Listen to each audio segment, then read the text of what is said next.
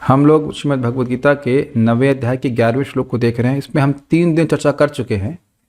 फिर हम लोग ने हरिनाम चिंतामणि ग्रंथ शुरू कर दिया था। तो अब आज इसका आखिरी दिन है। इसमें प्रभुपाद जी के तात्पर्य को देखेंगे। इससे पहले तक भगवान ने अपनी महिमा का वर्णन किया है, कैसे वो सभी चीज़ों के स्रोत हैं, सभी के पालन करने वाले हैं, सबका सहार करने वाले हैं, और जो महान व्यक्ति है वह भगवान की शरण लेता है। तो अब एक प्रश्न होगा कि भाई जब आप इतने महान हैं तो ऐसा क्यों देखा जाता है कि सब लोग आपका भजन नहीं करते? समझ रहे हैं? लिंक बहुत सिंपल है। ऐसा क्यों देखा जाता है कि आपकी लोग अवज्ञा करते हैं, आपका भजन नहीं करते? तो इस पे भगवान श्लोक कहते हैं, मेरे पीछे बोलिए। अवजानन्ति माम मूढ़ा मानुषीं तनुमाश्रितम् परम भावम जानन्तु मम भूत महेश्वरम् अवजानन्ति माम मूढ़ा मानुषीं तनुमाश्रितम् परम भावम जानन्तु मम भूत महेश्वरम् अवजानन्ति माम मूढ़ा मानुषीं तनुमाश्रितम् परम भावम जानन्तु मम भूत महेश्वरम् अवजानन्ति माम मूढ़ा माम अवजानन्ति मूढ़ा मूढ़ा माम अवजानन्ति। जो मूर्ख हैं वह मेरी अवज्ञा करते हैं। अवजानन्ति मतलब ऐसा अर्थ नहीं केवल नहीं जानते हैं, नहीं जानने के कारण उनकी अवज्ञा करते हैं। ये क्या है, इसकी बात के मानने की जरूरत है? किसी मनुष्य तो मर गया, जो मर गया उसकी बात क्या, उसका क्या ध्यान देना है? क्यों कहते हैं मानुषीं तनुमाश्रितम्? वह ऐसा सोचते हैं कि जब मैं अवतरित होता हूँ, भगवान श्री कृष्ण अवतरित होते हैं तो वह मनुष्य के शरीर में अवतरित होते हैं।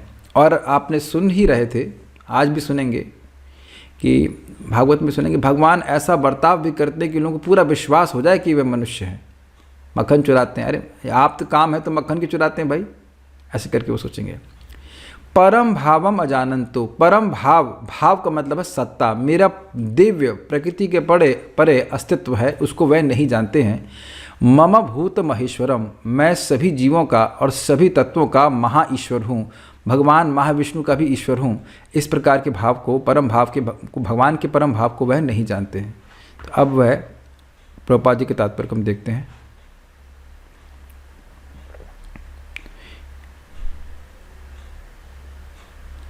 हम लोगों ने पढ़ लिया था ये प्रभुपाद का तात्पर्य कहाँ शुरू हो रहा है? हाँ, तात्पर्य इस अध्याय के पूर्ववर्ती श्लोकों से यह स्पष्ट है कि यद्यपि भगवान मनुष्य रूप में प्रकट होते हैं किंतु वे सामान्य व्यक्ति नहीं होते। जो भगवान सारे विराट जगत का सृजन, पालन तथा सहार करता हो वह मनुष्य नहीं हो सकता। क्यों? क्योंकि कोई भी ऐसा मनुष्य नहीं कर सकता है। ना तो वस्तुएं हम सृजन कर रहे हैं, ना उनका पालन कर पा रहे हैं, और ना ही उनका हम सहार कर सकते हैं, और ना ही ऐसा कर सकते हैं कि उनका सहार ना हो। ये हमारे सामर्थ्य में नहीं है। तो भी अनेक मूर्ख हैं जो कृष्ण को शक्तिशाली पुरुष के अतिरिक्त और कुछ नहीं मानते। वस्तुतः वे आदि परम पुरुष हैं, जैसा कि ब्रह्म संहिता में प्रमाण स्वरूप कहा गया है, ईश्वरः परम कृष्णः, वे परम ईश्वर हैं। ईश्वर या नियंता अनेक हैं और वे एक दूसरे से बढ़कर प्रतीत होते हैं। भौतिक जगत में सामान्य प्रबंध कार्यों का कोई न कोई निर्देशक होता है, जिसके ऊपर एक सचिव होता है, फिर उसके ऊपर मंत्री तथा अन्य उससे भी ऊपर राष्ट्रपति होता है। इनसे हर एक नियंत्रक होता है, किंतु एक दूसरे के द्वारा नियंत्रित होता है। ये समझने का प्रयास कीजिए, नियमन करने की शक्ति हम सभी में है, लेकिन हम में से ये नहीं कह सकता कोई कि हमें कोई भी नियमित नहीं करता है। आप लोग को आवाज़ आ रही है ठीक से? Can hear? एक बार एक भक्त ने एक क्लास में पूछा कि भगवान कौन है? तो एक भक्त ने इसी बात को लेकर उत्तर दिया, भगवान वह व्यक्ति हैं जिन्हें कोई भी नियंत्रित नहीं कर सकता। बिल्कुल शास्त्रीय उत्तर है और बहुत अच्छा उत्तर है। अगर कोई व्यक्ति देख रहा है कि उसको कोई नियंत्रित कर रहा है, that means is not God. जब भी आप किसी व्यक्ति को कह रहे हैं, स्वीकार कर रहे हैं कि वो भगवान है, तो वो किस प्रकार के भगवान है अगर उन्हें कोई नियंत्रित कर रहा है। प्रभुपाद जी कई बार इस बात को बोलते हैं कि इस जगत में ऐसे तथाकथित भगवान घूमते रहते हैं जिनको दांत का दर्द होता है और वो डॉक्टर के द्वारा नियंत्रित होते हैं। डॉक्टर क्या कह रहे हैं, मुँह खोलो तो आ कर देंगे। तो डॉक्टर ने कहा मुँह खोलो और उसने अपना मुँह खोला या खुला रखा, तो स्वाभाविक सी बात है ना कि वो डॉक्टर के द्वारा नियंत्रित हुआ। जैसा डॉक्टर बोल रहा है वैसा करो। और जब वो मुंह खोलेगा तो उसमें ब्रह्मांड नहीं दिखेंगे। भगवान ने मुंह खोला, भगवान की माँ के द्वारा नियंत्रित हुए अपनी, लेकिन जब वो मुंह खोले तो सारे ब्रह्मांड को दिखा दिए। तो ये बहुत बड़ा अंतर है, ये समझना चाहिए। आप एक बात ध्यान दें, क्या कह रहे हैं, नहीं जानते। तो नहीं जानने का कारण क्या है? परंपरा में भगवान से आने वाले ज्ञान को वे स्वीकार नहीं करते, इसलिए नहीं जानते। ब्रह्म संहिता में कहा गया है कि कृष्ण परम नियंता हैं। निसंदेह भौतिक जगत तथा वैकुंठ लोक दोनों में कई कई निर्देशक होते हैं, किंतु कृष्ण परम नियंता हैं। ईश्वर परम कृष्णा तथा उनका शरीर सच्चिदानंद रूप अर्थात अभौतिक होता है। पिछले श्लोकों में जिन अद्भुत कार्यकलापों का वर्णन हुआ है वे भौतिक शरीर द्वारा संपन्न नहीं हो सकते। ये थोड़ा समझने का प्रयास कीजिए। भगवान ने बताया कि सारी वस्तुएं मुझ में हैं लेकिन नहीं हैं, और मैं भी उनमें हूँ और मैं नहीं हूँ। यह एक भौतिक शरीर के द्वारा संभव ही नहीं है। अगर मैं आप लोग से कहूँ कि क्या आप लोग अपने रूम में हैं, तो आप कहेंगे हम हैं। अब मैं पूछूं कि क्या आपका रूम भी आप में है, तब कहेंगे नहीं, ऐसे कैसे हो सकता है। तो ऐसा इसलिए नहीं हो सकता क्योंकि हमारा शरीर भौतिक है, लेकिन भगवान का शरीर भौतिक नहीं है, इसलिए वो ऐसा कर सकते हैं। Is that okay? सारे ब्रह्मांड में व्याप्त हैं फिर भी नहीं है, और सारा ब्रह्मांड उनमें है और फिर भी नहीं है। उसकी व्याख्या तो पिछले श्लोकों में हो चुकी है कि इसका क्या अर्थ है, लेकिन पॉइंट इज़ वेरी सिंपल कि इससे समझना चाहिए कि ये जो बातें बोल रहे हैं, भगवान यद्यपि दिख रहे हैं निराकृति में, लेकिन वह आकृति असीमित है। इस प्रकार से भक्त लोग शास्त्र की दृष्टि से भगवान की महत्ता को समझते हैं। यस, कृष्ण का शरीर सच्चिदानंद रूप है। यद्यपि वे सामान्य व्यक्ति नहीं हैं, किंतु मूर्ख लोग उनका उपहास करते हैं और उन्हें मनुष्य मानते हैं। उनका शरीर यहाँ मानुषिम कहा गया है क्योंकि वे कुरुक्षेत्र के युद्ध में एक राजनीतिज्ञ और अर्जुन के मित्र की भांति सामान्य व्यक्ति बनकर कर्म करते हैं। वे अनेक प्रकार से सामान्य पुरुष की भांति कर्म करते हैं, किंतु उनका शरीर सच्चिदानंद विग्रह रूप है। लोग यह नहीं समझ पाते हैं कि भगवान जब आ रहे हैं इस रूप में तो वह अपनी कृपावश आ रहे हैं, ताकि लोगों को उनकी दिव्य लीलाओं को श्रवण कीर्तन करने का मौका मिल सके। इसकी पुष्टि वैदिक साहित्य में भी हुई है। सच्चिदानंद रूपाय कृष्णाय, मैं भगवान कृष्ण को नमस्कार करता हूँ जो सच्चिदानंद रूप हैं। गोपाल तापनी उपनिषद। वेदों में ऐसे अन्य वर्णन भी हैं। तमेकम गोविंदम, आप इंद्रियों तथा गायों के आनंद स्वरूप गोविंद हैं। सच्चिदानंद विग्रहम, तथा आपका रूप सच्चिदानंद स्वरूप है। गोपाल तापनी उपनिषद। कृष्ण के इतने सारे दिव्य गुणों को नहीं जानते, इसलिए उनका उपहास करते। एक आपको आश्चर्य नहीं हुआ कि वह लोग और ऐसे लोग जो भगवान को मनुष्य मानते हैं, वह किसी मनुष्य की बात को स्वीकार कर लेते हैं, लेकिन शास्त्र की बात को स्वीकार नहीं करते। आपको आश्चर्य नहीं होता? इस जगत में आप कोई भी वस्तु को वास्तविक रूप से जानना चाहते हो तो कभी हमेशा सोचोगे क्या ये प्रमाणिक स्रोत के द्वारा बोली गई है ना? लेकिन जब भगवान के बारे में बात आएगी तो लोग इंसान की बात को स्वीकार करने के लिए इच्छुक होते हैं, शास्त्र की बात को नहीं स्वीकार करना चाहते। यस, हाँ, बहुत अच्छा उन्होंने बोला भी कि शास्त्र की बात को समझते हैं काल्पनिक और मनुष्य की बात को समझते हैं सत्य। मनुष्य बोल रहा है कि एक अपना मनुष्य अपनी धारणा बता रहा है कि कृष्ण ऐसे थे वैसे थे, तो उसको स्वीकार कर लेगा, लेकिन शास्त्र की प्रामाणिक बात को नहीं स्वीकार करेगा। ये आश्चर्य की बात है। देखिए, भगवान को समझना कठिन क्यों है? क्योंकि लोग भगवान को वैसे नहीं समझते जैसे भगवान चाहते हैं। नहीं तो भगवान तो स्पष्ट बोल रहे हैं, एवं परंपरा प्राप्तम इमं राजर्षियो विदुहु सकालीन महता योगो नष्टः परंतप। इस प्रकार से परंपरा से राजर्षियों ने समझा है। तो क्या हम राजर्षि हैं? क्या हम राजाओं से श्रेष्ठ हैं? नहीं है। तब भी हम सोचते हैं कि भगवान के बारे में हम स्वतंत्र रूप से समझ लेंगे। तो बेवकूफ़ी है कि नहीं? यह है मूर्खता। जो राजर्षि हैं, जो महान व्यक्ति हैं, अर्जुन जैसे व्यक्ति जिनके बारे में हमने सुना था कि ब्रह्मलोक तक छान दिए वो उस ब्राह्मण के पुत्र को ढूंढने के लिए, तो वह भी भगवान से बड़ी विनम्र भावना में भगवद गीता को सुन रहे हैं। और यहाँ का व्यक्ति अपना नाम भी माता पिता के द्वारा बताए जाने पर समझता है। अब मेरी बात समझ रहे हैं? कई साल तक, 2-3 साल तक तो व्यक्ति को अगर गले में पट्टा ना डाला जाए कि ये व्यक्ति, ये इसका नाम है, इसके पिता ये हैं, तो वो अपना पिता का नाम ही नहीं बता पाएगा, है ना। हम ही सब लोग ऐसी स्थिति से गुजरे हैं। और ऐसा व्यक्ति ये टीका करने का सामर्थ्य रखता है अपनी बुद्धि के अनुसार कि भगवान कौन है। अब मेरी बात समझ रहे होंगे।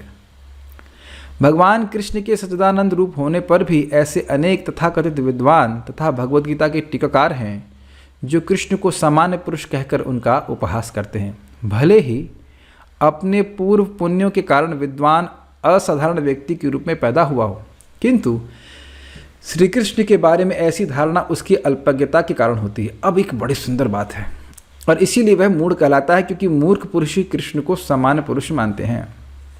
जैसे सूर्य देखने में तो बहुत छोटा सा, ऐसे आप ऐसे हाथ करेंगे तो बस ऐसे गोल दिखाई पड़ेगा, मात्र 1 इंच का मैक्सिमम। लेकिन क्या सूर्य 1 इंच का है? अब आप बताइए कि कोई वैज्ञानिक कहे कि सूर्य, या वैज्ञानिक तो नहीं कहते हैं चलिए, लेकिन सामान्य व्यक्ति कहे कि भाई सूर्य 1 इंच का है, क्योंकि 1 इंच का दिखता है, तो आपसे क्या कहेंगे? एक ही शब्द होगा, मूर्ख। अरे मूर्ख, तुमको सूर्य के सत्य के बारे में किसी वैज्ञानिक से सीखना पड़ेगा जो उसके बारे में जानता हो। तुमको पता है कितना बड़ा है वो? कितना बड़ा है पृथ्वी से भी, कितने लाख, कितने हजारों गुना, हमको एग्जैक्ट नहीं पता, लेकिन बहुत कई गुना बड़ा है पृथ्वी से। तुमको दिख रहा है 1 इंच का। उसी प्रकार से लोग भगवान की लीला को देख करके ऐसे भ्रांति से युक्त हो जाते हैं कि वह कोई सामान्य मनुष्य है, इसलिए उनका भजन नहीं करते। ऐसे, हाँ, एक बात आपने और ध्यान दी, कोई भी व्यक्ति पुण्यात्मा होता है तो ज्ञानी होता है, लेकिन जो भी व्यक्ति पुण्य कर रहा है वह भौतिक प्रकृति के अंदर भी है और भगवान है पूरी तरह दिव्य। तो ऐसा व्यक्ति चाहे कितना भी पुण्यात्मा हो, कितना भी बुद्धिमान हो, है तो बुद्धि भौतिक ही ना, तो उसके द्वारा वह भगवान की दिव्य स्थिति को कभी नहीं समझ सकता। नेक्स्ट, इसलिए वह मूर्ख कहलाता है। ऐसे मूर्ख पुरुष कृष्ण को सामान्य पुरुष इसलिए मानते हैं क्योंकि वे कृष्ण के गुह्य कार्यों तथा उनकी विभिन्न शक्तियों से अपरिचित होते हैं। वे यह नहीं जानते कि कृष्ण का शरीर पूर्ण ज्ञान तथा आनंद का प्रतीक है। वे प्रत्येक वस्तु के स्वामी हैं और किसी को भी मुक्ति प्रदान करने वाले हैं। अब देखिए कि इंटरेस्टिंग बात है, इस जगत में अगर समानता किसी घर में जाएगा तो पूछेगा कि सामान किसका है, लेकिन हमारे इर्द गिर्द जो भी वस्तुएं हैं उस पर हम अपना ठप्पा तुरंत लगा देते हैं। और जब शास्त्र कहते हैं नहीं, जो भी वस्तु तुम्हारे आसपास है, अपने आसपास भी वस्तु दे सकते हो, वो सब भगवान की है, तो इस बात को वह स्वीकार नहीं करता। और ये देखा जाए तो इस बात को स्वीकार करना थोड़ा कठिन है लोगों के लिए कि सारी वस्तुएं एक व्यक्ति की कैसे हो सकती हैं। लेकिन एक बात समझें, जब हम श्रद्धा रखते हैं शास्त्र पे तो श्रद्धा की बहुत बड़ी छलांग लगाते हैं। अब मेरी बात समझ रहे हैं? हमको नहीं समझ में आ रहा है कि कृष्ण सभी के ईश्वर कैसे हैं, लेकिन भगवद गीता में लिखा है इसलिए हम स्वीकार करते हैं। और ये ब्लाइंड फेथ नहीं है, ये सत्य ही है और आचार्यों के द्वारा सत्यापित भी है, इसलिए हम श्रद्धा रखते हैं, यह स्वीकार करते हुए कि हम लोग अज्ञान में हैं। देखिए अंतर समझिए, हम लोग भी अज्ञान में हैं और तथाकथित वैज्ञानिक भी अज्ञान में है, लेकिन अंतर यह है कि हम स्वीकार कर रहे हैं हम अज्ञान में हैं और वह यह स्वीकार नहीं कर रहे हैं कि वह अज्ञान में है। जब आप स्वीकार करेंगे कि मैं अज्ञान में हूँ, तब जो बात बताई जाएगी उसको स्वीकार कर सकते हैं। लेकिन अगर पहले ही स्वीकार कर लिया कि मैं अज्ञान में हूँ ही नहीं, तो जो मेरी धारणा है उसके अनुसार व्यक्ति फिर स्वीकार करता, वही बात मानता रहेगा। जैसे हम लोग ABCD भी सीखे थे तो इस सहज भावना थी कि मैं अंग्रेज़ी नहीं जानता, तो जो टीचर बोल रहा है उसको स्वीकार कर लेते और ज्ञानी हो जाते। अग्रीड? ये बात है। चूंकि वे कृष्ण के इतने सारे दिव्य गुणों को नहीं जानते, इसलिए उनका उपहास करते हैं। ये मूढ़ यह भी नहीं जानते कि इस जगत में भगवान का अवतरण उनकी अंतरंगा शक्ति का प्राकट्य है। अब आप ये बताइए कि इस कृष्ण भावनामृत आंदोलन में आने से पहले कभी आप सुने थे शब्द अंतरंगा शक्ति? आप सोचिए कि कोई व्यक्ति मान लीजिए कितना भी बुद्धिमान है, जैसे मैं मान लीजिए मैकेनिकल इंजीनियरिंग पढ़ा तो सब भूल गया, लेकिन अब मुझे एकदम से एस्ट्रोलॉजी का पेपर दे दिया जाता। अब कितने लोग यहाँ पे एस्ट्रोलॉजी जानते होंगे थोड़ी बहुत? कहूँ शनि उच्च का है, ये नीच का है, कुछ भी ऊपर से नहीं, ऊपर से चला जाएगा, सब ऊपर से चला जाएगा। और ऐसे कहे कितना बड़ा एस्ट्रोलॉजर हो, उसको मैकेनिकल इंजीनियरिंग का हम पेपर दे देता हूँ। या अभी मुझे कोई GST के बारे में पूछा, हमें तो फुल फॉर्म भी नहीं पता GST का। तो आप देख रहे हैं कि चाहे कितना भी बुद्धिमान हो, कहीं का पढ़ा व्यक्ति हो, लेकिन जिस विषय को वो सुना ही नहीं है आधिकारिक स्रोतों से, तो उस बारे में तो वह ज्ञान ही अज्ञानी ही रहेगा ना। तो अंतरंगा शक्ति जैसी चीज़ क्या होती है इसके बारे में कभी सुने ही नहीं है, तो कैसे समझेंगे कि भगवान जो है वह अपनी अंतरंगा शक्ति से जगत में अवतरित होते हैं। इसीलिए वे लोग समझ नहीं पाते। वे भौतिक शक्ति या माया के स्वामी हैं। कौन? भगवान श्री कृष्ण। जैसा कि अनेक स्थलों पर कहा जा चुका है, मम माया दुरत्या, भगवान का दावा है कि यद्यपि भौतिक शक्ति अत्यंत प्रबल है किंतु वह उनके वश में रहती है और जो भी उनकी शरण ग्रहण कर लेता है वह इस माया के वश से बाहर निकल जाता है। कैसी किसी को पता है ये बात? अरे जो लोग माया के वश में हैं उनको तो यह भी नहीं पता है कि ये होता है ऐसा है। हाँ, ये इंटरेस्टिंग पॉइंट है कि जो लोग माया में हैं उनको तो यह भी नहीं पता है कि माया के वश में है। ये श्रील प्रभुपाद अन्यत्र बोलते हैं कि तुम लोग जब अच्छे से भक्ति करोगे तो तुम लोग को समझ में आएगा कि तुम कितना माया में हो। This quite interesting. Just like हम लोग सोचते हैं हम स्वस्थ हैं, लेकिन जब डायग्नोसिस होता है वो क्या कंप्लीट बॉडी चेकअप या कुछ, अरे ये कमी है वो कमी है ऐसा है, तब व्यक्ति थोड़ा सुधर जाता है। Like this is pretty much है। अब आप लोग नहीं समझते कि कितनी हैवी माया है, ये शरीर कितना गंदा है। ये मतलब मेरा ही नहीं, सभी का शरीर, नहीं आपका होगा हमारा नहीं, सबका है गंदा, है कि नहीं? हद गंदा। महाराज का बात हमको बड़ी अच्छी लगी। तो आप डॉक्टर हैं आप डॉक्टर हैं, हमारा खुद ही बोलते हैं। तो कि हमसे मान लो कोई प्रश्न करे कि क्या आप डॉक्टर हैं जो बोल दिए कि सबकी शरीर बहुत खराब है? आप जानते हैं कि अंदर सब बहुत अच्छी चीज़ है क्या? ये बुरा चीज़ है? आप बोल रहे हो कि शरीर में बहुत बुरी बुरी चीज़ भरी हुई है, आप कैसे जानते हैं? आप डॉक्टर हैं, आप तो साधु हैं।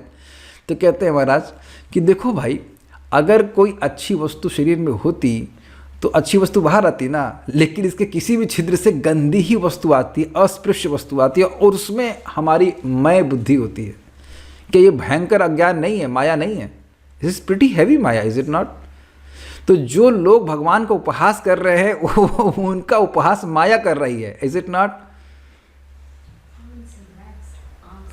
हाँ, वो क्या उसमें नाम बोला जाए, नाक से म्यूकस निकल रहा है और खकार निकल रही है, खाक निकल रही है, कौन उसको छूना चाहेगा बताइए?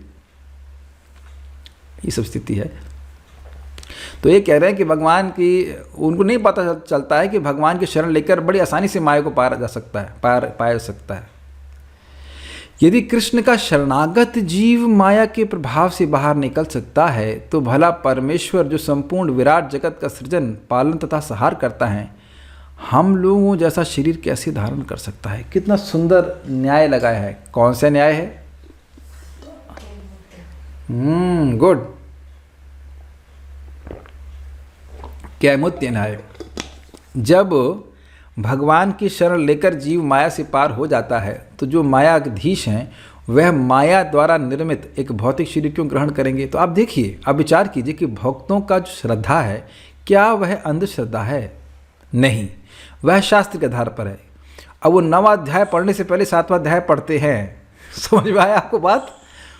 मैं क्या कहना चाहता हूँ? ऐसा नहीं कि 9वां अध्याय पढ़ रहे हैं और 7वां पढ़े नहीं है, क्रम से पढ़ते जा रहे हैं तो भगवान ने अपनी महिमा को बताया हुआ है।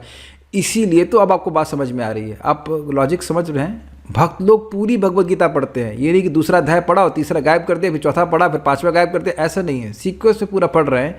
तो स्पष्ट रूप से जिन भक्तों ने 7वां अध्याय पढ़ा वो समझ रहे कि माया को तो भगवान का भक्त ही पार कर जाता है। तो जब भगवान का भक्त माया को पार कर जाता है तो भगवान क्यों माया के द्वारा बद्ध होकर के माया से प्रदत्त भौतिक शरीर स्वीकार करके आएंगे? Is that okay? Got it? Simple सी बात। अतः कृष्ण विषयक ऐसी धारणा मूर्खतापूर्ण है। कैसी धारणा?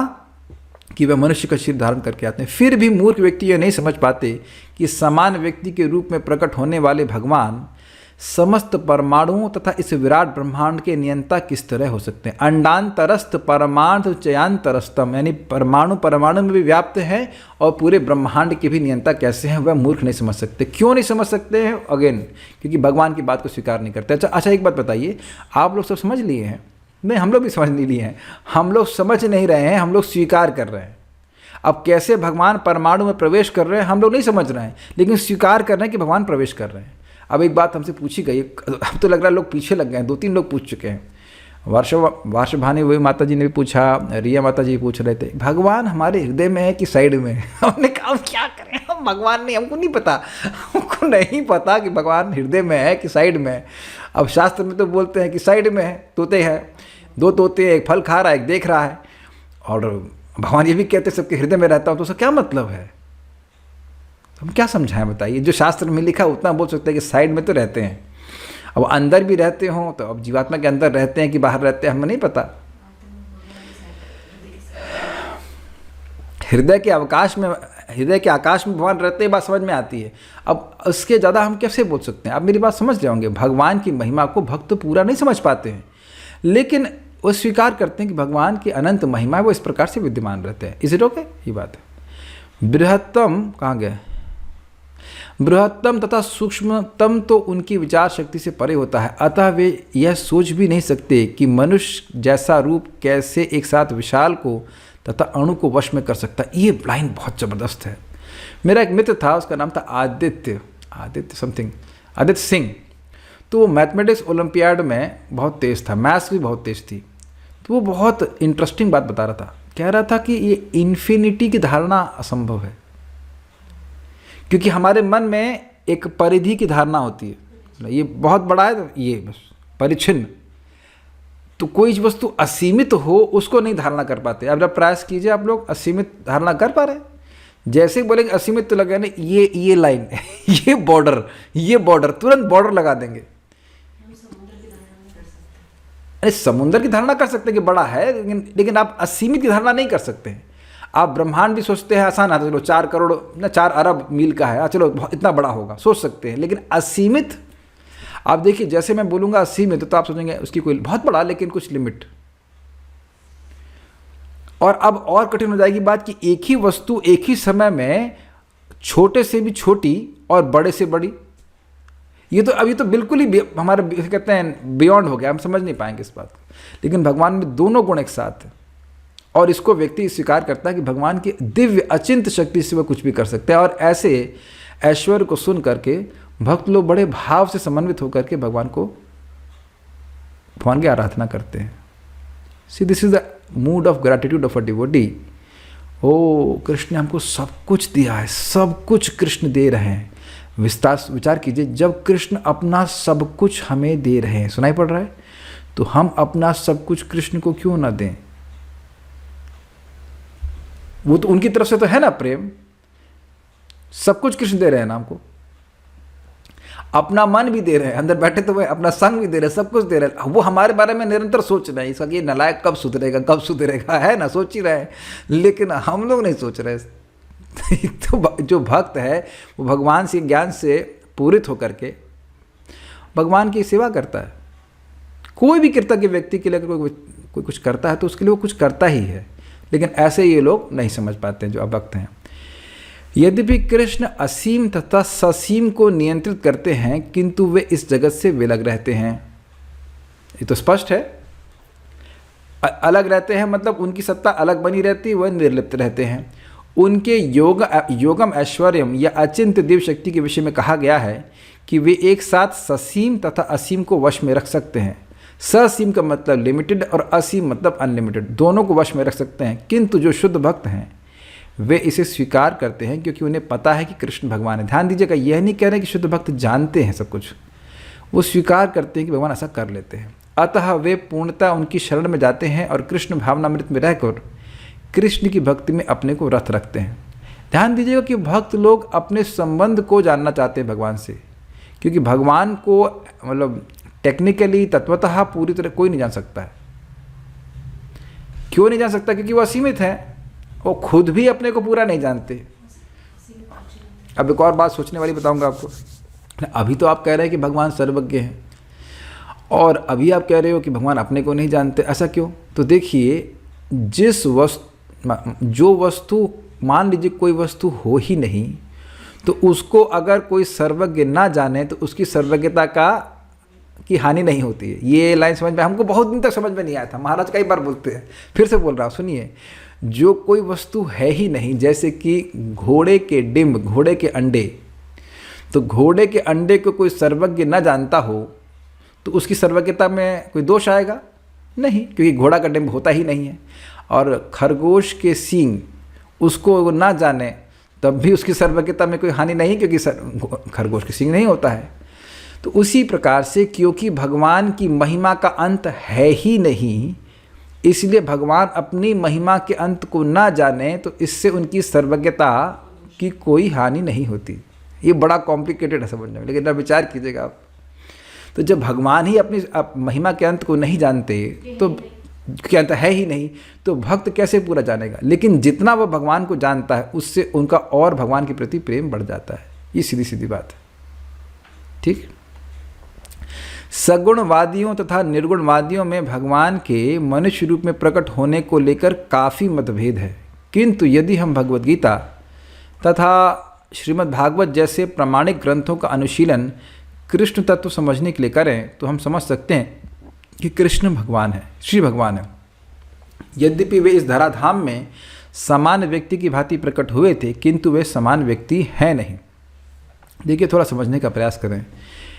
भक्तों में कुछ लोग नए भी होंगे तो इसलिए मैं बोल रहा हूँ। निर्विशेषवादी क्या कहते हैं, एक ब्रह्म है और उसी ब्रह्म से भगवान आए और उसके बाद उन्होंने अपना शरीर त्याग दिया, फिर ब्रह्म में लीन हो गए। ये है निर्विशेषवादियों की धारणा, ऐसा है नहीं। और बात असलियत क्या है, भगवान दिव्य धाम में रहते हैं, गोलोक वृंदावन में, और वहाँ से वह अपने दिव्य स्वरूप को प्रकट करते हैं इस जगत में समय समय पर। यही बात हम सुनते आ रहे हैं। तो ये भागवत के अनुसार है, और ब्रह्म उनके शरीर से निकलने वाली दिव्य ज्योति है। सीधी सी बात है। श्रीमद् भागवत 1:1-20 जब शौनक आदि मुनियों ने सूत गोस्वामी से कृष्ण के कार्यकलापों के विषय में पूछा तो उन्होंने कहा, कृतवान किल कर्माणि सह रामेण केशवः अतिमर्त्यानि भगवान गूढ़ कपट मानुषः। भगवान श्री कृष्ण ने बलराम के साथ मनुष्य की भांति क्रीड़ा की और इस तरह प्रच्छन्न रूप में उन्होंने अनेक अति मानवीय कार्य किए। मनुष्य के रूप में, एक मिनट देखिए, शब्द देखिए, श्लोक देखिए। कृतवान किल कर्माणि, किल मतलब निश्चय ही उन्होंने कर्म किए। किसके साथ? सह रामेण केशव, राम के साथ, यानी बलराम जी के संग केशव अर्थात भगवान कृष्ण ने कर्म किए। कैसे कर्म किए? अति मर्त्यानि, वह कर्म किसी मनुष्य के द्वारा किए नहीं जा सकते, जैसे गिरिराज जी को उठा लेना। अब ये तो कोई मनुष्य सोच भी नहीं सकता है। और इसीलिए कह रहे हैं भगवान, यद्यपि वह बहुत सारे कर्म किए, बहुत सारी लीला किए, लेकिन वो भगवान थे। प्रथम स्कंद के प्रथम अध्याय में ही क्लियर कह रहा है, गूढ़ा कपट मानुष, वह छुपे हुए थे कपट मानुष, यानी मनुष्य होने का कपट कर रहे थे, लेकिन मनुष्य थे नहीं। एकदम प्रथम स्कंद में ही क्लियर कर दिया गया है, प्रथम अध्याय में ही क्लियर कर दिया गया है। तो ये कह रहे हैं कि जो भागवत को समझेगा वो समझ पाएगा इस बात को। मनुष्य के रूप में भगवान का प्राकट्य मूर्ख को मोहित बना देता है। बड़ा सुंदर बात है कि जो दोनों आँखों से अंधा है, उसके सामने सूर्य भी हो तो उसे कुछ नहीं दिखेगा, और जिसकी आँखें हैं उसके लिए सूर्य हरदम व्याप्त है। बड़ी अच्छी बात आती है कि भगवान अपने ऐश्वर्य को कितना भी छुपाने का दिखाने का प्रयास करें, अभक्तों को नहीं दिखता। और भगवान अपने कितना भी ऐश्वर्य छुपाने का प्रयास करें, भक्तों से नहीं छुपता। एक छोटा सा पास टाइम सुनाएंगे आपको। श्रीमन चेतन महाप्रभु पुरी में थे और वहाँ पर कोई आकर उनको भगवान कहता तो उन्हें बहुत क्रोध आता, और बाह्य रूप से क्रोध प्रस्तुत करते। तो एक बार अद्वैत आचार्य जी पूरी भक्त मंडली को लेकर के हल्ला बोल दिए, जय सचिनंदन गौर हरि, भगवान गौर हरि की जय हो, ऐसे करके। तो अब भगवान तो अद्वैत आचार्य जी को डांट नहीं सकते, तो बाहर आए, मुस्कुराए, फिर वो अंदर चले गए। तो श्रीवास ठाकुर जी उनके पास आए और उनके सामने ऐसे कर ले, जैसे मेरे सामने मतलब सूर्य, तो ऐसे ऐसे कर लगे। तो उन्हें कहा कि भाई, श्रीवास ठाकुर से पूछा कि आप ये क्या कर रहे हैं? तो कह रहे मैं सूर्य को अपने हाथों से छुपाने का प्रयास कर रहा हूँ। उन्होंने कहा आप पहले अपने आप को बहुत छुपा रहे थे ना कि आप भगवान हैं, अब बताइए आप किस किस का मुंह रोकेंगे, आप किस किस का मुंह बंद करेंगे? अद्वैताचार्य जी तो अब भक्तों को तो यही लगता है कि भगवान की महिमा का घोषणा हर जगह होनी चाहिए कि भगवान भगवान है, तो अब किस किस को रोकेंगे? किसको रोकेंगे? सब तो बोल रहे हैं आप। महाप्रभु मुस्कुराने लगे। तो भक्त लोग समझ ही लेते हैं भगवान को, ये बात है। कोई भी मनुष्य उन अलौकिक कार्यों को संपन्न नहीं कर सकता जिन्हें उन्होंने इस धरा पर करके दिखाया था। जब कृष्ण अपने पिता तथा माता वासुदेव नहीं होना चाहिए, वसुदेव तथा देवकी के समक्ष प्रकट हुए तो वे 4 भुजाओं से युक्त थे। अपनी दूसरी बाकी 2 भुजाएं चेक कीजिए, इफ़ यू हैव। उग गई होंगी, अब तक तो नहीं हुई। हम लोग तो मर भी जाएंगे तब भी 2 और भुजा नहीं होंगी। बल्कि आप सोच लीजिए कि 5 उंगलियां होती, उसमें अगर 6 उंगली हो गई तो उसको कहेंगे ये तो डिस्टर्ब आदमी है कि नहीं। और अगर 2 भुजा निकल गई होती तब तो उसको जू में बांध दिए होते, नहीं सर्कस में डाल दिए होते, जू में डाल दिए होते कि ये इंसान कैसा पैदा हो गया अजीब सा। लेकिन भगवान इस प्रकार से आए थे, 4 भुजाओं से युक्त थे। किंतु माता पिता की प्रार्थना पर उन्होंने एक सामान्य शिशु का रूप धारण कर लिया। बभूवः प्राकृतः शिशु, वे एक सामान्य शिशु, एक सामान्य मानव बन गए। अब एक प्रश्न होता है कि माता ने ऐसी प्रार्थना करी ही क्यों? तो माता ने कहा कि देखिए, अगर आप चतुर्भुज रूप में रहेंगे तो मेरा बहुत उपहास होगा। अरे भाई, किसी के 4 हाथ वाला बच्चा पैदा होता है क्या? माता, मैं क्या बोला, यशोदा बोला क्या? नहीं, देवकी। माता देवकी ही बोली, घबरा गई कि आप इस प्रकार से रहोगे 4 भुजा में तो मैं कंस के द्वारा आप कैसे छुपा पाऊंगी, कंस से कैसे छुपा पाऊंगी? कंस आपको मार देगा। और अगर आप सामान्य शिशु के रूप में हो जाएंगे तो कम से कम एक संभावना है कि मैं आपको छुपा लूँ। तो इसीलिए कह रहे हैं बभूवः प्राकृतः शिशु। तो अब लोग क्या सोचते हैं, इस श्लोक को बस इतना बात पकड़ेंगे, बभूवा हो गए, प्राकृतः शिशु, प्राकृत भौतिक शिशु जैसा हो गए। लेकिन समझने का प्रयास कीजिए, वो केवल देखने में प्राकृत लग रहे थे, वो प्राकृत थे नहीं, ये बात वो समझ नहीं पाते। तो इसीलिए श्रीमद् भागवतम को इधर से पढ़ लिया उधर से पढ़ लिया, तब बात समझ में नहीं आती है। भगवान केवल अपनी माता के अनुरोध पे द्विभुज रूप में हो गए, लेकिन इसका अर्थ यह नहीं कि वो उनका स्वरूप जो है वो भौतिक हो गया। Is it okay? वे एक समान शिशु, एक समान मानव बन गए। यहाँ पर यह भी इंगित होता है कि समान व्यक्ति के रूप में प्रकट होना उनके दिव्य शरीर का एक गुण है। भगवद गीता के 11वें अध्याय में भी कहा गया कि अर्जुन ने कृष्ण से अपना चतुर्भुज रूप दिखलाने के लिए प्रार्थना की। तेनैव रूपेण चतुर्भुजेन। इस रूप को प्रकट करने के बाद अर्जुन की प्रार्थना करने पर उन्होंने पूर्व मनुष्य रूप धारण कर लिया, मानुषम रूपम। देखिए, थोड़ा ये बात समझने का प्रयास करें। यह गीता भूषण की टीका को प्रपात यहाँ बता रहे हैं कि देखिए, जो चतुर्भुज रूप था भगवान का, उसको भी उन्होंने मानुषम रूपम कहा है, और जो द्विभुज रूप है वह भी मानुषम रूपम कहा है 11वें अध्याय में। तो भगवान के हाथों के द्वारा, या कितने हाथ भगवान के हैं उसके द्वारा आप निर्धारण नहीं कर सकते कि कौन सा रूप भगवत स्वरूप है या कौन सा नहीं है। ऐसे तो क्या नाम है उनको, कार्तिवीर अर्जुन के 1000 बाहु थे, तो केवल बाहों की संख्या से व्यक्ति भगवत्ता का निर्णय नहीं कर सकता, ये बात बोली जा रही है। तो भगवान के स्वरूप को शास्त्र से समझना चाहिए। भगवान के ये विभिन्न गुण निश्चय ही सामान्य मनुष्य जैसे नहीं हैं। कतिपय लोग, यानी कुछ लोग जो कृष्ण का उपहास करते हैं और मायावादी दर्शन से प्रभावित होते हैं, श्रीमद् भागवत के निम्नलिखित श्लोक 3.21 से 29 को यह सिद्ध करने के लिए उद्धृत करते हैं कि कृष्ण एक सामान्य व्यक्ति थे। अहम सर्वेषु भूतेषु भूतात्मा अवस्थितः सदा परमेश्वर समस्त जीवों में विद्यमान है। अच्छा हो कि इस श्लोक को हम जीव गोस्वामी तथा विश्वनाथ चक्रवर्ती ठाकुर जैसे वैष्णव आचार्यों से ग्रहण करें, न कि कृष्ण का उपहास करने वाले अनधिकारी व्यक्तियों की व्याख्याओं से। 3:21, इसमें एक और होना चाहिए ना, 3:21 कैसे हो सकता है? 3.21-29 कैसे हो सकता है? एक और नंबर होना चाहिए। हाँ, ऐसे लग रहा है। एक मिनट रुकिएगा।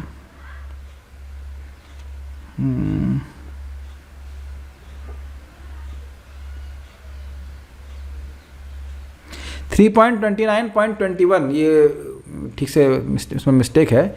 3.29.21। अब इसमें लिखा क्या है, एक बार मैं रेफर कर लेता हूँ। कैंटो 3.29. हाँ, तो यहाँ भगवान कह रहे हैं अहम सर्वेषु भूतेषु भूतात्मा अवस्थितः सदा तमवज्ञाय माम मर्त्य कुरुतेर चाविडम्बनम। तो कह रहे हैं कि मैं सभी जीवात्मा में परमात्मा के रूप में हूँ। अगर कोई उस परमात्मा को अवज्ञा करता है जो सब जगह उपस्थित है और केवल विग्रह की सेवा करता है, तो वह केवल विडंबन मात्र है। बहुत अच्छी बात है। देखिए पॉइंट क्या है यहाँ पर, कह रहे हैं भगवान सबके हृदय में हैं। तो भगवान क्या कह रहे हैं, सबके हृदय में हैं, तो इसका मतलब यह नहीं कि सब लोग भगवान हैं। और फिर भगवान कह रहे हैं कि अगर कोई व्यक्ति केवल मंदिर में पूजा करता है और जो भगवान सबके हृदय में उनकी पूजा नहीं करता, तो वह केवल पूजा का अनुकरण कर रहा है। थोड़ा समझिए बात को। विडंबन का मतलब होता है इमिटेशन, असली नहीं, नकली। Is that okay? असली नकली वाला बात समझ रहे हैं? असली चीज़ असली होती है और नकली चीज़ में वो असली वाली बात नहीं होती है। जो केवल मंदिर में पूजा कर रहा है और अन्यों का सम्मान नहीं कर रहा, भगवान सभी के हृदय में है, सबका शरीर भगवान का मंदिर है, तो वहाँ उसका सम्मान नहीं कर रहा है यथा योग्य, तब वह भगवान की जो पूजा कर रहा है वह केवल नकली पूजा है। भगवान यह नहीं कह रहे हैं कि आप मंदिर में पूजा मत करो, और ना ही भगवान यह कह रहे हैं कि सभी लोग भगवान हो गए हैं। बहुत अच्छी बात महाराज के संबंध में कह रहे थे परम पूज्य वृंदावन चंद्र महाराज, बहुत अच्छी बात कह रहे थे। देखिए, आप कहीं जा रहे हैं, अगर आप धार्मिक हैं तो बहुत बड़ी बड़ी इमारतें आएंगी, लेकिन उनके आगे व्यक्ति हाथ नहीं जोड़ता। लेकिन छोटा सा मंदिर भगवान का आ जाता है सामने तो आप हाथ जोड़ लेते हैं। समझ रहे हैं बात? तो क्यों जोड़ते हैं? क्योंकि वहाँ आपके विश्वास है कि भगवान वहाँ पे विद्यमान रहते हैं, चाहे वो मंदिर बहुत सिंपल सा भी क्यों ना हो। लेकिन तो उसी तरह से एक इंसान है या कोई भी वस्तुतः कोई भी जीवात्मा है, उसके शरीर में भी भगवान है, तो वस्तुतः उसका शरीर भी भगवान का एक मंदिर है। तो उसका अपराध करना, उसका अपमान करना, ये भगवान का ही अपमान है, भगवान के मंदिर का ही अपमान है। आप कुछ समझ रहे हैं बात? तो लेकिन यह नहीं कहा जा रहा है कि सभी जीवात्मा भगवान हो गए। तो ये लोग कह रहे हैं, ये इस श्लोक को व्याख्या इस प्रकार से करते 3:29-21 की, ये सभी देखो भगवान कह रहे सब जगह है, मतलब सब लोग भगवान हैं। सब लोग भगवान नहीं हैं, सब जगह भगवान हैं, ये बात समझना चाहिए। तो इसकी व्याख्या आप देख सकते हैं, ये 3:29-21 है भागवत। जीव गोस्वामी इस श्लोक की टीका करते हुए कहते हैं कि कृष्ण समस्त चराचरों में अपने अंश विस्तार परमात्मा के रूप में स्थित हैं। अतः कोई भी नवदीक्षित भक्त जो मंदिर में भगवान की अर्चा मूर्ति पर ही ध्यान देता है और अन्य जीवों का सम्मान नहीं करता, वह वृथा ही मंदिर में भगवान की पूजा में लगा रहता है। तो इसका मतलब क्या है? इसका मतलब यह नहीं है कि वह अर्चा मूर्ति की पूजा ना करे, अर्चा मूर्ति की पूजा करके वहाँ कम से कम भगवान को सम्मान देना शुरू कर रहा है, लेकिन अब वह यह भी सीखे कि अन्य जीवों का यथा योग्य सम्मान कैसे करना होता है। यथा योग्य, और यथा योग्य का अर्थ बड़ा स्पष्ट है, भगवान में प्रेम उत्पन्न करना, भगवान में प्रेम उत्पन्न करने वाले जो भक्त हैं उनसे मैत्री करना, जो भगवान के बारे में हमसे कम जानते हैं उनको कृष्ण भावना के बारे में बताना, उनको प्रबोधित करना, और जो द्वेषी हैं उनकी उपेक्षा करना। इस प्रकार से व्यक्ति सबका सम्मान करना सीखता है, ये सीखना चाहिए। भगवत भक्तों के 3 प्रकार हैं, जिनमें से नवदीक्षित सबसे निम्न श्रेणी के हैं। नवदीक्षित भक्त अन्य भक्तों की अपेक्षा मंदिर के अर्चा विग्रह पर अधिक ध्यान देते हैं। अतः विश्वनाथ चक्रवर्ती ठाकुर चेतावनी देते हैं कि इस प्रकार की मानसिकता को सुधारना चाहिए। ठीक है, यानी यह नहीं कि हम भगवान की सेवा तो कर रहे हैं और अन्य भक्तों का हम अपराध कर रहे हैं, फिर वह वास्तविक भक्ति नहीं है। इसे विडंबन कहा गया है, भक्त का नकल है। भक्त को समझना चाहिए कि चूंकि कृष्ण परमात्मा रूप में प्रत्येक जीव के हृदय में विद्यमान है, अतः प्रत्येक व्यक्ति परमेश्वर का निवास या मंदिर है। अभी ये समझा रहा था आप लोगों को। इसलिए जिस तरह कोई भक्त भगवान के मंदिर का सम्मान करता है, वैसे ही उसे प्रत्येक व्यक्ति का समुचित सम्मान करना चाहिए जिसमें परमात्मा निवास करता है। जिसमें परमात्मा निवास करता है, तो प्रश्न हुआ किस में परमात्मा निवास करता है? सभी में करता है। लेकिन देखिए शब्द कितना इंपॉर्टेंट है, समुचित सम्मान करना चाहिए। ऐसा नहीं है कि अब सबके संग बैठ करके आप खाना पीना शुरू कर देंगे या बातचीत शुरू कर देंगे। फिर से रिपीट कर रहा हूँ, भगवान से प्रेम जागृत करने का प्रयास, भक्तों से मैत्री, और वह भी सदाचारी भक्तों से। अब कभी कभी कुछ लोग हरे कृष्णा कर रहे होते हैं और बीड़ी का शौक भी रखते हैं, तो ऐसे लोगों का आप सम्मान दूर से करें, लेकिन संग करेंगे तो हो सकता हो कि बीमारी हमारे पास भी आ जाए। इस तरह के कभी कभी कोई है भक्त दीक्षित भी है, सब कुछ है, भक्ति की कर रहे हैं, लेकिन अब उनको निंदा करने की बड़ी रुचि होती है, तो वो आपके पास आकर के अब इसकी निंदा उसकी निंदा ही शुरू कर दें। तो ऐसे भक्तों की हमें संग नहीं करना चाहिए, सम्मान आप दूर से करें। अब ठीक है, जो भी इनका अनर्थ है वो इस प्रकार से कार्य कर रहे हैं, लेकिन अपनी चेतना को दूषित ना होने दें। ठीक है, और जो हमसे कम जानते हैं भक्ति में और जानना चाहते हैं, उनको प्रचार करें। शब्दों को बहुत ध्यान से सुनिएगा। जो हमसे कम जानते हैं और आपसे कृष्ण भावना जानना चाहते हैं, उनको सिखाइए। जो नहीं जानना चाहते हैं उनको क्या सिखाएंगे? आप सीखेंगे भी नहीं। और जो द्वेषी हैं उनकी तो उपेक्षा कर दीजिए। ठीक है, अतः प्रत्येक व्यक्ति का समुचित सम्मान करना चाहिए, कभी उपेक्षा नहीं करनी चाहिए। समुचित सम्मान की विधि कैसे पता चले? कभी कभी अनडिजर्विंग को रिस्पेक्ट और डिजर्विंग को डिसरिस्पेक्ट हो जाता है, ये आचरण से कैसे दूर रहें? बड़ा अच्छा प्रश्न है, अच्छा प्रश्न है। देखिए, कभी कभी अनडिजर्विंग को रिस्पेक्ट हो जाता है, तो भक्तों कोई दिक्कत है इसमें? जिसको रेस्पेक्ट नहीं देनी हो उसको दे दी तो कोई नुकसान है? अच्छा ये बताएं, यहाँ पे कोई व्यक्ति रेस्पेक्ट देने में खर्चा होता है? आइए यहाँ बैठिए, ए इधर आके बैठ, आइए यहाँ पधारिए, आइए आप यहाँ बैठिए, ओए इधर बैठ। दोनों ही बोलने में तो कोई आपको भेद लग रहा है ना बोलने में, तो आइए आप इधर बैठिए, कोई दिक्कत है बोलने में? कोई दिक्कत तो है नहीं।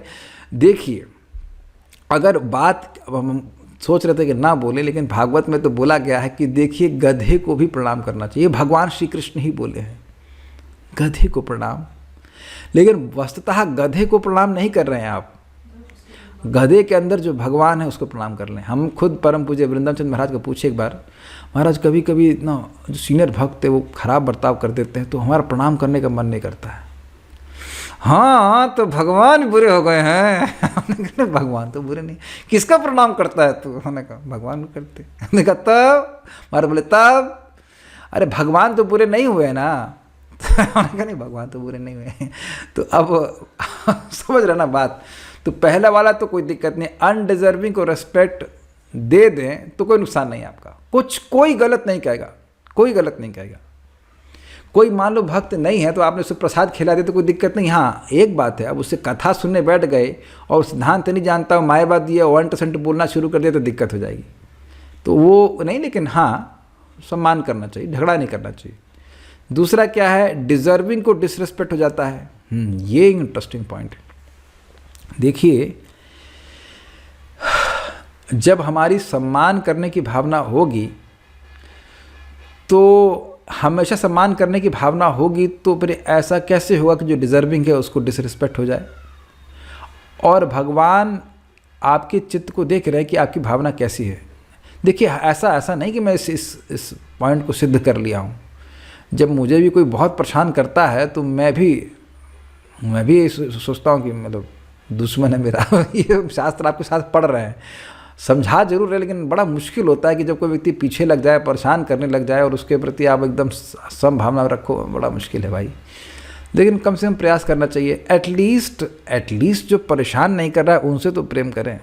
जो परेशान कर रहा है उनके प्रति प्रेम भावना रखना हमारे लिए तो बड़ा मुश्किल है भाई। लेकिन जो परेशान नहीं कर रहा है उनके प्रति सम्मान रखने में क्या दिक्कत है?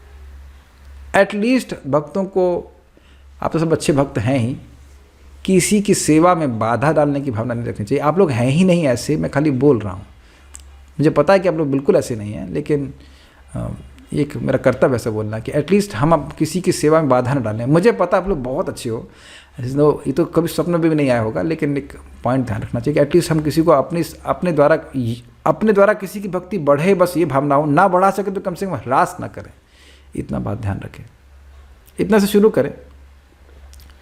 अतः प्रत्येक व्यक्ति का समुचित सम्मान करना चाहिए, कभी उपेक्षा नहीं करनी चाहिए। अब आप कहेंगे कि अरे अभी आपने कहा कि जो परेशान करने वाले लोग हैं, द्वेषी, उनकी उपेक्षा करनी चाहिए, और यहाँ कह रहे किसी की उपेक्षा नहीं करनी चाहिए। देखिए ये शास्त्र का वचन है, जो द्वेषी है जब आप उसकी उपेक्षा कर दोगे, उसे इंटरेक्शन कम रखोगे, तो वह अपराध करने की भावना, अपराध का कम कर पाएगा। जितना आप उससे इंटरेक्ट करेंगे वो आपके प्रति और अपराध करेगा, वो और अपराध करेगा तो उस अपराध के कारण उसकी चेतना और दूषित हो जाएगी। आप समझ पा रहे हैं? इसलिए सम्मान से देते हुए कि भाई अब है तो ये भी जीवात्मा, पता नहीं क्या उसके गुणों का प्रभाव है, उसका दिमाग खराब है कि फालतू बातें बोल रहा है, तो ऐसी अवस्था में उससे दूरी बना के रखना ही उचित हो रहता है। Is it okay? उनसे ज़्यादा उसको प्रचार करेंगे तो वो और झगड़ा करेगा और परेशान करेगा। ऐसे अनेक निर्विशेषवादी हैं जो मंदिर पूजा का उपहास करते हैं। वे कहते हैं कि चूंकि भगवान सर्वत्र हैं तो फिर अपने को हम मंदिर पूजा तक ही सीमित क्यों रखें? यदि ईश्वर सर्वत्र हैं तो क्या वे मंदिर या अर्चा विग्रह में नहीं होंगे? बहुत अच्छी बात प्रभुपाद, किसी ने बोला कि भगवान तो सब जगह हैं, तो मंदिर जाने में की क्या जरूरत है? तो प्रभुपाद कहते हैं हाँ भगवान सब जगह हैं, बस केवल मंदिर में ही नहीं हैं। काफ़ी सुंदर उत्तर है ना? भगवान सब जगह हैं, सही कह रहे हो, बस मंदिर में ही नहीं है। सरकाज़म में। तो अब जब पॉइंट क्या है, ये लोग बोल रहे हैं कि भगवान सब जगह हैं, लेकिन ये कहीं नहीं देखते। तो भक्त कम से कम मंदिर में तो भगवान को देखना शुरू करता है। अच्छा चलिए, ये कैसे मालूम चला कि भगवान सब जगह है? अगर मैं ही अभी बन जाऊँ नास्तिक, में दिखाओ कहाँ है भगवान? टाइल पे भगवान है? नहीं, हमें तो नहीं दिख रहे। टाइल पे भगवान, तो टाइल पे पाँव कैसे रखे हो जरा बताओ। तो पॉइंट इज, ये बात शास्त्र की सत्य है कि वहाँ सब जगह हैं, लेकिन शास्त्र यह भी कह रहा है कि 8 प्रकार की वस्तुओं से जब भगवान का विग्रह बना जाता है तो वहाँ से आपकी भगवान की, वहाँ पे उसके द्वारा भगवान आपकी सेवा को स्वीकार करते हैं। तो उस बात को क्यों तुम छोड़ दे रहे हो? वो सेवा करना नहीं चाहते। अभी एक प्रश्न और है, उसको मैं बाद में लूँगा, पहले इसको ले लेते हैं। यद्यपि सगुणवादी तथा निर्विशेषवादी निरंतर लड़ते रहेंगे, किंतु कृष्ण भावनामृत में पूर्ण भक्त ये जानता है कि यद्यपि कृष्ण भगवान हैं, किंतु इसके साथ वे सर्वव्यापी भी हैं, जिसकी पुष्टि ब्रह्म संहिता में भी। बड़ा इंटरेस्टिंग पॉइंट है। देखिए, झगड़ा किस बात पे होगा? झगड़ा इस बात पे है कि निर्गुणवादी कह रहे हैं कि निर्विशेष पक्ष ही है, और सगुणवादी कह रहे हैं कि सगुण पक्ष यानी कि सविशेष पक्ष ही है। लेकिन भगवान में दोनों पक्ष हैं। अब भगवान को लिमिट नहीं कर सकते। जैसे कि सूर्य देवता भी हैं, एक डिस्क भी हैं, और रोशनी भी है। Is it not? प्लैनेट वही मतलब डिस्क। तो अब भगवान का सविशेष रूप जो है, जो सच्चिदानंद स्वरूप है, वह तो है ही, और साथ साथ उनका निर्विशेष स्वरूप भी है। लेकिन वह निर्विशेष पक्ष जो है वो भगवान के जो सच्चिदानंद स्वरूप है उस पर आश्रित है। ये गीता के अनुसार पे।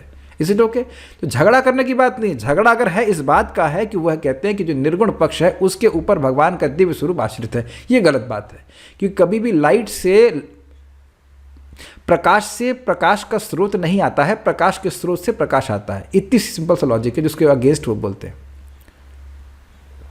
यद्यपि उनका निजी धाम गोलोक वृंदावन है और वे वहाँ निरंतर वास करते हैं, किंतु वे अपनी शक्ति की विभिन्न अभिव्यक्तियों द्वारा तथा अपने स्वांश द्वारा भौतिक तथा आध्यात्मिक जगत में सर्वत्र विद्यमान रहते हैं। तो बिल्कुल स्पष्ट है, स्वांश परमात्मा जिसके द्वारा भगवान पूरे जगत में व्याप्त रहते हैं। एक प्रश्न है,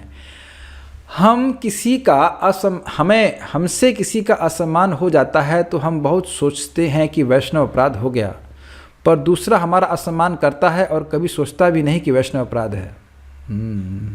जिस व्यक्ति ने प्रश्न किया है, मैं समझ रहा हूँ कि वो क्यों ये प्रश्न कर रहे हैं।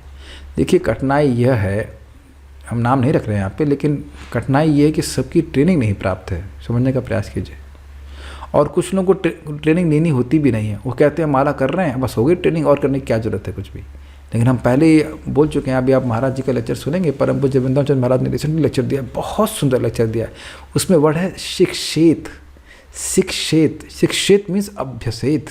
शिक्षा ग्रहण करे, गुरु के पास जाए, दीक्षा ले, शिक्षा ग्रहण करे, और शिक्षा का मतलब है अभ्यास करे। तो जो व्यक्ति आपके प्रति अपराध कर रहा है, निश्चित वह अपराध कर रहा है, और उसकी वजह से उसकी आध्यात्मिक प्रगति रुक भी रही है।